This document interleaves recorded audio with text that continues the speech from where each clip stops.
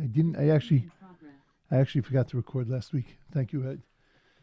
See, Neil, you can't really take off. You're not allowed because otherwise I forget to record and I missed the whole week last week. No, it's not your fault. I'm not trying to lay a guilt on you. It's not a Jewish thing. But okay, so the first way of learning, the first way of acquiring Torah, and again, this is wider than Torah. This is really an acquisition of life, and the first way to acquire life is Balamud, is by learning. So we said that of course it's by learning. Like how else do you acquire it?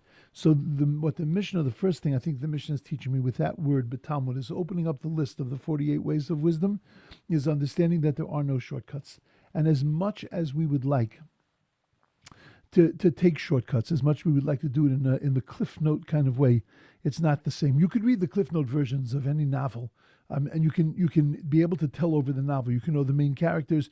You could do everything that you need to do for your English literature class, but you don't have all of the other wisdom that is imparted in that book, which we're going to talk about in a few minutes.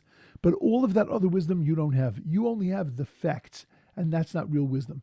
And this is true also when it comes to Torah. You can read the abbreviated version of Torah, but when you don't get any of the nuances, you don't get any of the background, you don't get any of the fire that comes through when all you're doing is just trying to take a shortcut. There are no shortcuts. That's number one. Number two, Talmud tells me that you need a teacher. We've learned in Pirkei Avos, in the earlier part of Pirkei Avos, Aseh lecha Rav, that you have to make for yourself a teacher. And that means that you have to make yourself a teacher. I mean, you have to aseh lecha Rav, you have to do whatever you can, almost expend. No, you can't hold back any energy from acquiring a teacher, from making for yourself aseh lecha Rav. You have to have a teacher. This is telling us not only is it important to have a teacher, which is a basic principle in Judaism, that there needs to be a guide. A person needs to know that their knowledge ends at a certain point, and that their ability to be able to discern things ends at a certain point. Their ability to be able to make certain decisions, their objectivity ends at a point. And if a person doesn't know this, then all that's going to happen is a person is going to slip into a place of haughtiness, a place of that I am all capable and everything is possible for me. Now we have to believe in ourselves, and we have to believe in the knowledge that we have. We have to believe that we're smart people and that we're honest people and that we're objective people. We also have to believe that we're not God and that we're not perfect. And vis-a-vis objectivity, you always need to have somebody from the outside. How many times have you thought through an issue and you're satisfied with the way you thought it through, and you say to yourself, I got this. And then you discuss it with somebody else. I'm not even saying a rabbi. You discuss it with somebody else, most often your spouse, and you realize, wow, I was so off. I totally did not take that into consideration. And you really thought that you had seen every angle of it. Well, now take a person who is an expert in life, a person who is knowledgeable in life, a person who is a Rav, and you discuss that with them. You will hear things and see things. I have a very close friend who is a psychologist. I am not. And I find, and he finds, that a lot of times when we discuss things, I feel like I learn an unbelievable amount from him. And he feels that he learns an unbelievable amount from me, but mostly nothing to do with whether I'm smart or not smart, but I'm not him. And I'm sharing things from a perspective that is not his perspective, that's outside of him. B'Talmud means that we have to recognize that we have to be students, and that we have to be able to learn. We have to have a teacher, and we have to be able to learn from a teacher. But I think that this goes even further, that we have to learn from a live person. Mipi sofrim v'lo mipi svarim. That we have to learn from rabbis, from people, and not just from books. And this brings us back to something we mentioned a few minutes ago. Zoom. I am totally, completely in love with Zoom. I believe in it wholeheartedly. But I also believe that we're only getting a percentage of what we could get from each other because we're seeing each other on a screen. Now, this is certainly better than an audio. Certainly better than audio. And it's certainly better than not being able to have this medium. But it is not the same as learning live. It's not the same as sitting at the foot of a teacher and feeling their energy. You walk into a room and you sit with a person, you feel the energy of the person. You feel the energy from what they say. You feel the energy from their being, from what they don't say. Remember, I had a Rebbe who in those days, we were taping. I don't think that I need to explain to anybody what a cassette tape is. I think we all understand that. But in the old days, there was this thing called cassette tapes, and we would put the cassette tape on, and he would talk, and they got and he would always tape a shiurim. He got a new cassette tape, a new gizmo, that it was voice activated. So it saved a lot of space on a tape. So what it's a half-hour tape, so it would save all the spaces. You could get more on a tape for the same price. So when he was talking and he said, yes, the guys, I keep hearing this go on and off. Is it broken? They said, no, it shuts down when you don't speak. And then when you speak again, it turns on again. It's like those newfangled cars that when you stop at a red light, right, they stop, and then and you think the car died, and then you put your foot on the gas, and all of a sudden, like the thing starts over again. So that's what this tape did. He said, stop using this. Stop using it. Why?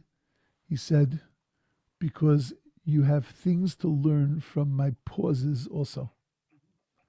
That's such an incredibly insightful thing, that from the whole experience, from what a person says, when a person pauses, when a person thinks, when a person tries to give you an ability to be able to think yourself, to make a pause, all of that is part of learning with a teacher, which you don't get from a book. I'm going to give you a very brief thing, but today to tomorrow's fast, for me it's today's fast, is called Asara B'Teves, and it's a really 3 fast days wrapped into one.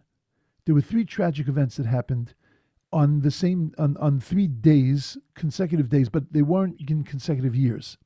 They happened many years apart. The one is that on the 8th of Teves, the king Ptolemy took 70 sages. He was a Greek king. He took 70 sages. He put them in a room, and he had them to translate the Torah into Greek. That was considered a terribly black day. There were huge miracles that happened on the day, but in Biram in general, in the whole, it was considered a very bad day. It was 3 days of darkness descended to the world. It was considered a tragic day when they wrote it over into Greece. Most people would think that the reason why it was a tragic day is because now the non-Jews had a handle on the Torah. They never had the Torah. Torah was written in Hebrew. It belonged to us, and it only belongs to us. There's no such thing as Old Testament, New Testament. That they have a Torah also. They don't have anything. It doesn't belong to them. There was a time when they had the 10 Commandments in some courthouse. I think it was in Kentucky, and it was a big case. They were trying to remove it, and they were fighting over whether they should stay in or stay out, right? So when a non-Jew said, we keep the 10 Commandments, I'm thinking, don't keep them, give them back, because they don't belong to you. They belong to only one people in this world, and that's the Jewish people. The 10 Commandments do not belong to the world. They're not universal commandments. There are 7 commandments that are called universal commandments, but the 10 Commandments, that's part of our Torah. The Torah belongs to the Jewish people. Translating it into Greek many consider was a terrible thing. It was a terrible thing, but the tragedy wasn't that it now was available to them. I'll tell you in a second what the tragedy was. On the next day, on the 8th, on the 9th of Tevet of this month, so Ezra, who was the scribe, who was responsible for the transmission of the oral Torah, he died on that day. He lived between the first and the second temple. He brought the Jews back to Israel after the destruction of the first temple, and with the building of the second temple, and he died on that day. The Shulchan Aruch, the Code of Jewish Law, says, Lo no de'ezu tzara irabo. We don't know the tragedy that happened on that day. And we do know the tragedy that happened on the day Ezra died. So, it's hard to understand. The Code of Jewish Law writes, why do we fast on this day? I don't know. That's not called the Code of Jewish Law. What's he saying? And then the third tragedy was in the time of the first temple, the walls of Jerusalem were surrounded. Now, that's an important day. It's a temple fast, but at the end of the day, it's been made obsolete. There are so many worse tragedies that have happened since then, so many more terrible things that have happened since then. So why are we still commemorating a minor tragedy of the walls of Jerusalem being breached? The whole temple was destroyed eventually. But why are we still commemorating the breaching of the walls of Jerusalem? Plus, why are we taking all three fasts and wrapping it onto the 10th? We should take all three fasts and wrap them on the 8th. Because on the 8th of Teves, when Talmi wrote over the Torah, that's the most recent of the tragedies, and therefore that should be, like the culmination, that should be where it is. Okay, so I'm just going to say this very, very quickly. The tragedy of writing the Torah over into Greek is that you take away the elasticity of Torah. And what I mean is that when you put things into definitive words, you take away the ability to be able to recognize the depth of them. What I mean is, when you say the first words of the Torah, Bereshit bara Elokim et hashamayim v'ta'aretz. In the beginning, God created the heavens and the earth. What does that mean? Bereshit bara Elokim et hashamayim v'ta'aretz. So it means, in the beginning, God created the heavens and the earth. The second thing it means is, in the beginning of God's creation of the heavens and the earth, there was, which is a very different sense. A third thing that it means is, for the sake of the beginning, God created the heavens and the earth. And who's the beginning? The beginning is the Jewish people. The beginning is the Torah. The beginning is God Himself. Have very different meanings. But when you say, in the beginning God created, you translate it into Greek and you say this is the definitive meaning, you have destroyed the life of Torah. You have destroyed the fire of those words, because those words have so many implications.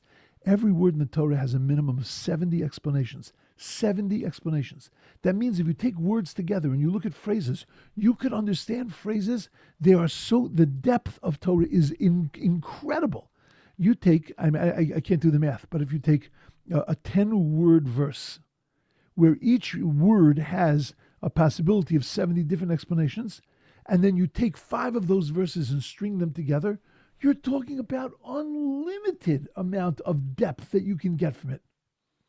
But when you say this is what it means, you have now taken all of that away. That was the tragedy of the writing of the Torah into Greek. It wasn't because it made it available to them. It's because it sucked out the life of the Torah. When Ezra died, Ezra was responsible for putting life into that Torah. We were so darkened that we didn't even recognize the tragedy of the death of Ezra. And that's why the Shulchan Aruch says, Lo noda ezu tzara irubo. We don't know the tragedy that happened. We know the tragedy, but we didn't understand the tragedy. We didn't appreciate the depth of the tragedy of losing the life of Torah. We have Torah, we have translations, we have everything. We didn't realize that the life, that's where it's all at. When did that begin? That the life began to get sucked out of Torah? That was already in the time of the destruction of the first temple. When they laid siege to Jerusalem and they surrounded the city. They didn't break anything, they didn't do anything, but they put us into a place where now our primary concern was staying alive.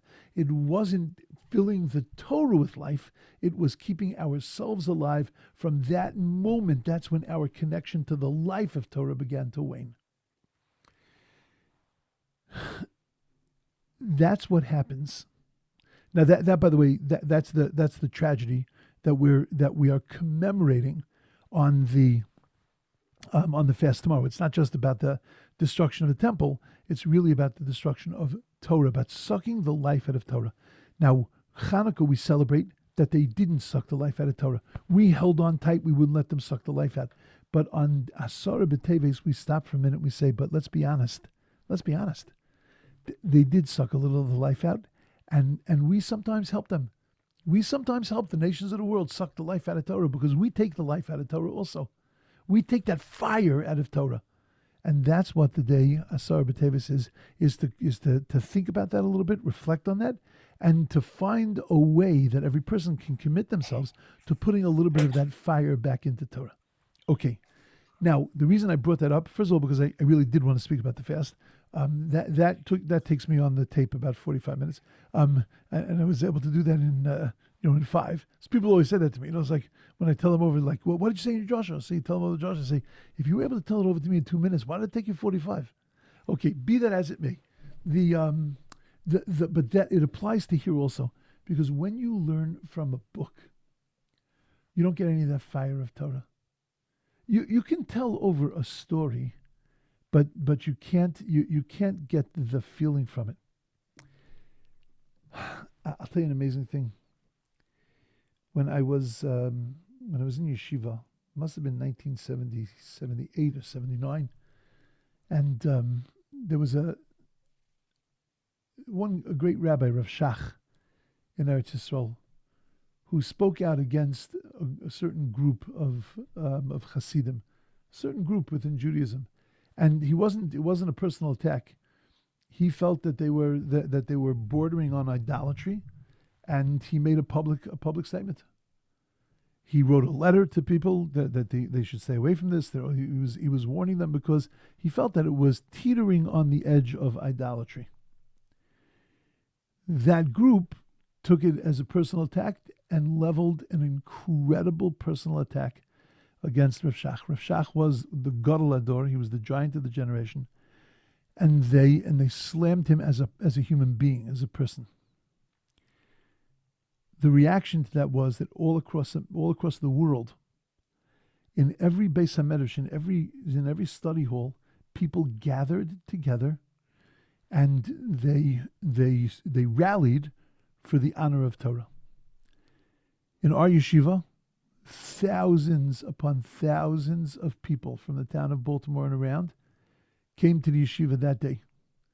And my Rosh Yeshiva, the head of our yeshiva, at that time was a rabbi by the name of Rabbi Weinberg, Rabbi Yaakov Weinberg. He stood up, and he was a beautiful speaker, but he was fire and passion that day. And he said, I remember him saying that, they thrust, and with all of his power, and he had a very unique way of speaking. He said, they thrust the knife into the heart of Torah, and we can breathe, and we can eat, and we can sleep. And he was crying, and it was passionate. Now, I could write that down for you, and you could read those words, and they would make an impression on you. But I promise you that you can't get that feeling that I had that day, standing and watching him say those words, feeling those words. There is no substitute for that. I think it was 2 years later, our Rosh Yeshiva, who was still alive, Rabbi Ruderman, was a very old man. He was a European sage. He was what we call a Gadol Ador. He was a giant of the generation. He started yeshiva in Baltimore in the late 30s, early 40s, and it was a major player in the yeshiva world. It is a major player in the yeshiva world, in the landscape of yeshivas. He was from another generation. He was a person who they say could take a pin test. You could take a pin and stick it in a Gemara. Stick it in the front, you closed book, stick it in, then open up the book, and wherever that pin was, you could say the word, and he'd be able to continue on reciting that page of the Talmud. He had a library that no one ever doubted that he had read every single book in that library. And it was a massive personal library. And it was just like almost like a scholar like you've never come across. The depth of Torah, the amount of Torah that he knew. His life was Torah. They tell a cute story about him that in the old days they used to have telephone booths. And a telephone booth, this is a hard story to tell over to today's kids, right? There was such a thing called a telephone booth. Although it was a box you took your cell phone into and you talked inside with your cell phone. Like, what does that mean? That there's a telephone booth. But there were telephone booths, and often it would say on the very top of the telephone booth, it would say telephone. So it says telephone on 4 sides. So he once got lost. He was walking, and there were no cell phones obviously in those days. He needed to call the yeshiva to tell them that he was lost, and that so somebody had to come and get him. So they said, "Rabbi, where are you?" So he says, 1 second. He looks. He says, "I'm at the corner of telephone and telephone." That's a famous story about him. And notice he was so involved in his learning. So one day before Rosh Hashanah, he comes in. He had gotten old. His wife had died, and he wasn't able to come to the yeshiva. He lived literally on the same campus. I mean, across the street from the yeshiva, but it was too difficult for him to walk across and to come to yeshiva. So guys would come to him and make a minyan. And if the yeshiva davened, let's say at 7 or 7:30, so he davened a little bit later. He comes in. Well, everybody's learning. So you're talking about 1,000 guys sitting in Bismatter, sitting and learning. And he comes in. He walks up to the lectern where he would normally give his shiurim from. He gives a clap. Everybody's silent. He had a very low voice, so everybody piles forward to listen to him, and he starts to cry. And he apologizes to the Bachrim that he is demanding something of them that he himself can't do. That he is demanding of them to come to davening, to come on time to davening, and he unfortunately can't come, and he has to come later. And he apologized profusely for making a demand that he himself can't carry out. Now, the guys that showed up on time to davening, they were good with it. But imagine all of us who weren't always so on time and weren't always so rigorous. And here is an 86-year-old man crying about the fact that he's demanding of us something that he can't do with incredible integrity, and we're sitting there holding the bag. Like, oh my gosh, what does that say about us and our integrity? It was the most powerful Musar talk. It was the most powerful, ethical, directional talk that I ever received in my entire life. It made such a profound effect. Now, I can write this for you, and you can read this, but it doesn't have the same energy. When you're sitting there and you're watching this sage, you're looking at him, and you're watching the way that he's talking, and you're feeling the energy of what he's saying, so then it makes an incredible impression. We have a concept of seeing our sages, of just looking at the face of a sage, because looking at the face of a sage has a profound effect on a person. And if that's the case, so then Talmud is telling me that you have to not just have a teacher, but you have to learn from a teacher. Learn from a person and not learn from books. Because books they can impart knowledge, but they can't impart life. They can't give that fire of Torah. They can give you Torah. They can give you inspirational words, lovely words, but it's not going to give you the same thing as learning from a live person. Okay, third thing that I think this word is telling us. Talmud means that it's not just about intellectual achievements, but you have to study. You have to pour yourself into it, and there has to be a drive. A person can read a lot, can know a lot, but it's very different when a person is driven to know a lot, when a person has an energy, a desire to know a lot, and pushes themselves to do that. Intellectual achievement, there are some people that are capable of doing what other people takes them years to do. They can intellectually grasp in moments. But that's not called learning Torah. Learning Torah means pouring your life into it, committing yourself to something, pouring every ounce of energy that you have into it. The fourth thing that I think it's telling us is that you have to love learning. You have to be a Talmud. You have to be a student, not just of Torah. I want to widen it. You have to be a student of life. You have to be somebody who looks at every opportunity, everything that happens, as an opportunity to learn something. You have to ask yourself the question every time you have an experience, what did I just learn?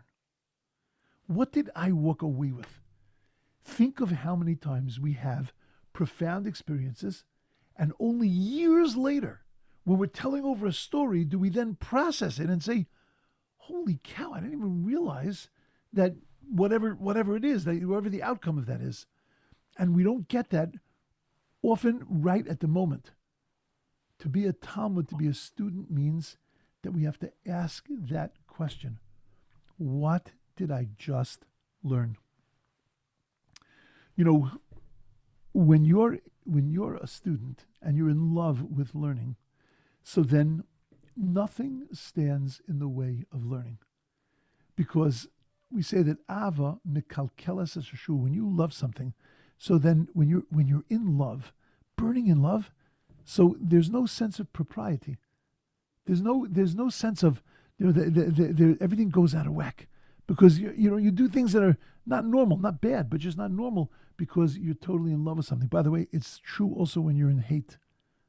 Sin also is makalkel zashura, takes away any sense of propriety in a person's mind. A person does ridiculous things that don't make any sense because they're just taken over by their emotion.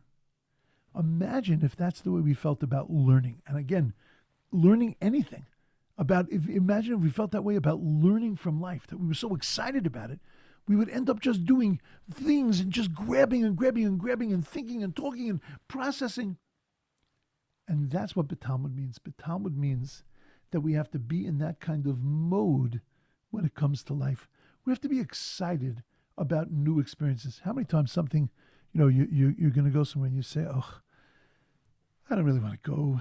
And you feel this anxiety and everything. Rather than looking at saying, I know that there's something that I'm going to learn here. And if nothing else, I'm going to learn that the things that I'm afraid of, I shouldn't be so afraid of. Or that the people that I can't stand, either I'm going to learn that I know why I can't stand them. Or I'm going to learn that, they're not as bad as I thought they were. But if you approach something like that what is it that I'm going to be able to learn from this situation? We have so much to be able to gain. That's what Balamud is. Okay. I also think that what's being said here, when it says Balamud, that we have to be a student and we have to be a student of life. The only way to be a student of life, to learn from every situation, from every moment, every tefillah, every davening, every moment of learning, the only way, every experience that we have, every interaction that we have, the only way to really learn from that is that we have to be there. Very often we're in places, we actually in our generation have become the masters of being there and not being there. And we have a vehicle. Every person owns a vehicle that allows them to be able to escape. And that vehicle, the getaway car, is called a phone. And our phones now afford us the ability to be able to be somewhere and to be checked out at exactly the same time. We can be there and not be there because we can be, and we hit a moment that we don't want to be somewhere. All we do is we take ourselves. We should have to say Tfilas Haderech, like the special prayer for the traveler before we turn on our phones, because they take us thousands of light years away, and we're no longer in a place. I don't have to be affected by the place. I don't have to be inspired by the place. I don't have to be touched by the place because I now can bring myself somewhere else. In order to be Balamud means we have to be completely engaged. We also have to recognize that we have to be Balamud doesn't mean we enter a mode called Talmud. It means that we have to be in that always. In other words, it's a characteristic. It's not an action. That means that I always have to be open and engaged and aware of what's going on because there is always something to learn.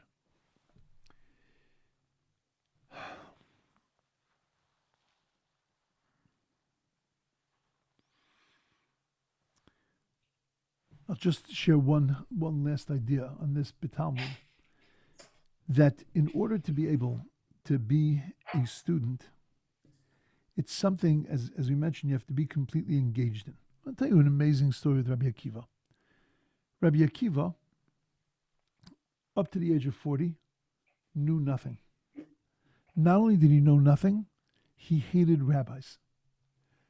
Talmud says there was something that happened that he saw was inconsistent, it bothered him, and therefore he was not engaged at all with rabbis. met a woman and wanted to marry the woman. Her father was one of the 3 richest men. If you open up a Forbes magazine of the time, you would have seen one of the 3 richest men in the world. He was able to support, he gave a storehouse which was able to support Jerusalem for over 20 years in a siege. Unfortunately, his storehouse was burnt down by the zealots who wanted to fight with the Romans, but he had the ability to be able to give and to donate the enough stuff that could have sustained the Jewish people throughout the entire siege on Jerusalem. So the father-in-law said to his daughter, if you get married, I'm going to cut you off. She got married, cut him off. Rabbi Akiva was walking one day and he saw water dripping on a rock. He looked at it and he said, just like the water is dripping on the rock and makes an indent in the rock, Torah, if it were to drip into my brains, would be able to make an indentation in my brains. It could do the same thing. Now, that already tells you how incredible Rabbi Akiva was, because how many thousands of people walked by that dripping rock and said, oh boy, somebody's got to call a plumber, right? Or look at it and just say, well, it's dripping. Wow, it's dripping. Like they wouldn't have looked at it and analyzed it. And that was Rabbi Akiva was. Rabbi Akiva had that ability to be able to analyze. But the key of the story is like this. Rabbi Akiva starts to study, and in order for him to be able to study, Rabbi Akiva had to learn Aleph Beis. He didn't know Aleph Beis. So he had to go to the cheder. He had to go to the grade school, and he had to learn Aleph Beis. And then he started learning more. He went away to yeshiva. 12 years he was away. His wife was in incredible poverty. There was nothing coming in. The father had cut them off. There was nothing coming in. Rabbi Akiva was learning 12 years. He comes back after 12 years. He had already become a respected sage. Walks back into town, gets to his house, and he hears a conversation going on the other side of the door. And the friends of the wife are shaving her head so that she could take her hair and make it into a sheitel so that it could be sold so she can make a little bit of money. And the friends are saying to her, well, it's a terrible thing that your husband's gone away for 12 years. And she looks at them and says, what are you talking about? He went away for 12 years to become a Torah scholar. I would give him another 12 years if for him to be able to learn. Rabbi Akiva heard this. He turned around and he went back to yeshiva. He became the great Rabbi Akiva. He amassed 24,000 students, recognized that everything he had belonged to her, but he was away for 24 years. So everybody asks on that story, why couldn't Rabbi Akiva have just stopped in for a minute? He was there. He was right by the door. So just stop in and say, hi, honey, I'm home. Thank you very much. I'm going back to yeshiva. Right? Just say hi. But he turned around and he went back. So it's an incredible concept. You cannot compare 2 stints of 12 to 1 stint of 24. Rabbi Akiva had his 24 years. Had he stopped for that moment, that would have been a break to the extent that he would have had to restart and lose time. We don't appreciate this. It's hard to appreciate.